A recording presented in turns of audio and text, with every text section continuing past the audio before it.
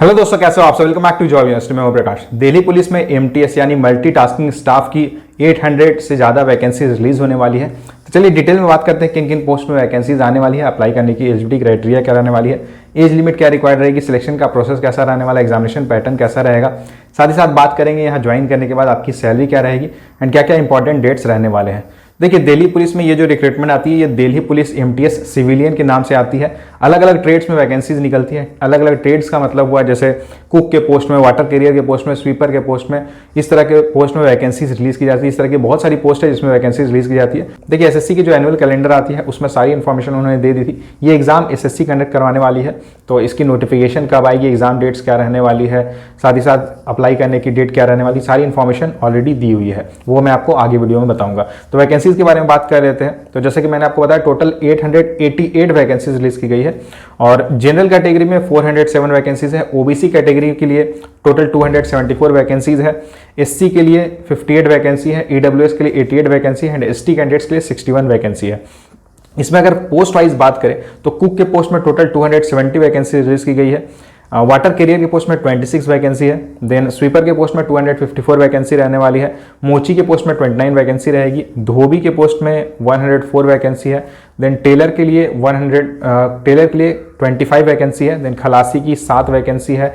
माली के लिए 28 वैकेंसी है। बार्बर के लिए 55 वैकेंसी है। कारपेंटर के लिए 10 वैकेंसी है एंड और भी कुछ कुछ पोस्ट में वैकेंसी रिलीज की गई है। अप्लाई डेट की बात करते हैं तो देखिए, यहाँ पे अप्लाई करने का सारा प्रोसेस ऑनलाइन रहेगा। ऑनलाइन रजिस्ट्रेशन 10 अक्टूबर से स्टार्ट होगी, 10 अक्टूबर से स्टार्ट होगी। अप्लाई करने की लास्ट डेट 31 अक्टूबर रहेगी। नोटिफिकेशन के बारे में मैं आपको अभी बता दे रहा हूँ ताकि आप जिस भी पोस्ट में अप्लाई करना चाहते हो, जिस भी पोस्ट के लिए आप ज्वाइन करना चाहते हो दिल्ली पुलिस में, वो उसके लिए आप अभी से प्रिपरेशन स्टार्ट कर दो, क्योंकि वहाँ पे आपको एग्जाम भी देना होता है, तो आपको रिटर्न की भी तैयारी करनी होगी और साथ ही साथ ट्रेड टेस्ट भी होता है, यानी कि जिस ट्रेड के लिए आप अप्लाई कर रहे हो उसके लिए भी आपको अलग से तैयारी करनी होगी। तो सारी चीज़ें आपको पहले से करनी है, तो बेटर रहेगा कि आप अभी से ही उसकी तैयारी में लग जाओ। एप्लीकेशन फीस की बात करते हैं तो यहाँ general, OBC and EWS candidates को 100 रुपीज़ एप्लीकेशन फ़ी पे करना होगा और बाकी कैंडिडेट्स को कोई एप्लीकेशन फ़ी पे नहीं करना है। क्वालिफिकेशन यहाँ केवल 10th पास है। अगर आपने 10th पास किया हुआ है तो आप यहाँ अप्लाई कर सकते हैं। बहुत सारे कैंडिडेट पूछते हैं कि दिल्ली पुलिस की वैकेंसी निकली हुई है तो यहाँ पे पोस्टिंग कहाँ होगी। तो पोस्टिंग दिल्ली में ही आपकी रहने वाली है। दिल्ली पुलिस में आपकी पोस्टिंग रहेगी, आपकी जॉब रहेगी और यहाँ ऑल इंडिया से कैंडिडेट्स अप्लाई कर सकते हैं। ये एक तरह से आप समझ लो कि सेंटर की ही जॉब है। दिल्ली पुलिस सेंट्रल के अंदर आती है, सेंट्रल गवर्नमेंट के अंदर आ जाती है, तो वहाँ पे आपकी जो जॉब रहेगी ये ऑल इंडिया लेवल पे आप यहाँ अप्लाई कर सकते हो। आप किसी भी स्टेट में रहते हो आप यहाँ अप्लाई कर सकते हो। एज लिमिट की बात करते हैं तो एज 1 अगस्त 2023 के अकॉर्डिंग चेक की जाएगी।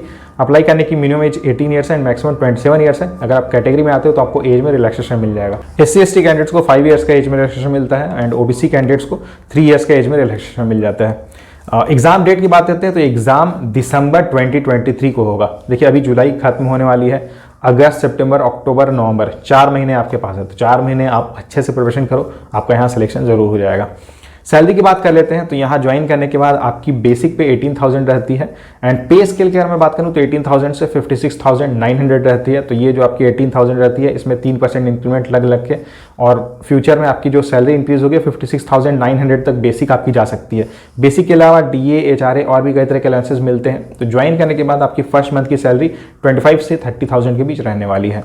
सिलेक्शन का प्रोसेस कैसा रहता है तो यहाँ पहले आपको एक रिटन टेस्ट देना होता है। रिटन टेस्ट क्वालिफाई करने के बाद आपको ट्रेड टेस्ट के लिए कॉल किया जाता है। ट्रेड टेस्ट का मतलब है जैसे अगर आप कुक के पोस्ट के लिए अप्लाई करो तो उससे रिलेटेड आपसे क्वेश्चंस पूछेंगे। अगर आप वाटर कैरियर के पोस्ट में अप्लाई करो तो उससे रिलेटेड आपसे क्वेश्चन पूछेंगे। माली के पोस्ट में जैसे वैकेंसी निकली है तो माली का काम क्या रहता है, गार्डनिंग का रहता है, तो आपसे गार्डन के बारे में, फ्लावर्स के बारे में, प्लांट्स के बारे में कुछ भी पूछा जा सकता है, सॉइल के बारे में पूछा जा सकता है। तो उन सब की तैयारी आपको पहले से करनी होगी।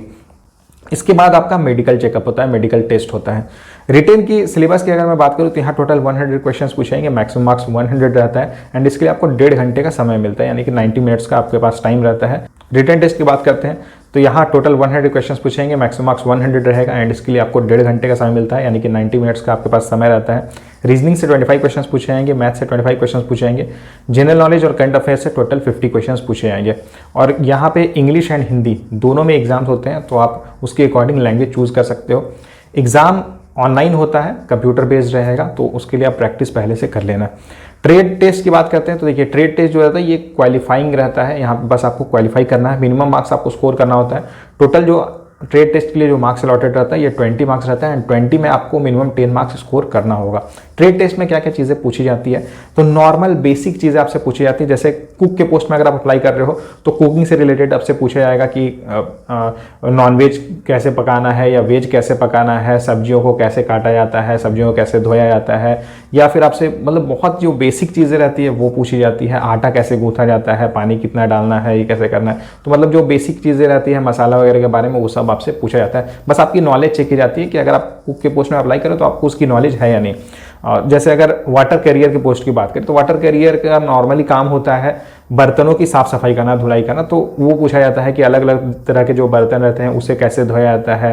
फिर जो वाटर कूलर रहता है उससे रिलेटेड कुछ क्वेश्चंस पूछे जाते हैं। तो इस तरह के जो बेसिक क्वेश्चंस रहते हैं वो आपको पहले से तैयार करके जाना होगा। जॉब प्रोफाइल की बात करते हैं तो जॉब प्रोफाइल नाम से आपको पता चल जाए। कुक के पोस्ट में अगर आप अप्लाई कर रहे हो तो कुक का काम क्या रहता है, खाना पकाना, तो वो आपको करना होगा। स्वीपर के पोस्ट में अगर आप अप्लाई कर रहे हो तो स्वीपर का काम रहता है साफ सफाई करना, तो वो साफ सफाई आपको करना होगा। माली की पोस्ट में आप अप्लाई कर रहे हो तो आपको गार्डनिंग वगैरह का काम देखना होता है। जो भी मतलब जिस भी पोस्ट में आप अप्लाई कर रहे हो उसके अकॉर्डिंग ही आपका काम रहता है।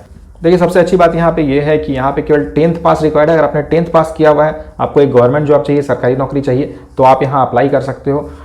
सैलरी भी काफ़ी अच्छी यहाँ पे आपको मिल रही है। सबसे अच्छी बात ये रहेगी कि यहाँ पे आपकी जो पोस्टिंग रहेगी ये हमेशा दिल्ली में रहेगी, कोई ट्रांसफ़र वगैरह का झमेला नहीं रहेगा। तो ये थी सारी details Delhi police MTS civilian की पोस्ट के बारे में। इससे जुड़ा अगर आपका कोई सवाल रहता है तो आप मुझे कमेंट करके पूछ सकते हो। इससे रिलेटेड अगर आपकी और कोई क्वेरी रहती है, इसके बारे में और कुछ जाना है, तो आप मुझे कमेंट करके पूछ सकते हो। वीडियो को लाइक जरूर करना, अपने फ्रेंड्स के साथ शेयर करना एंड चैनल को सब्सक्राइब जरूर कर लेना। Thank you.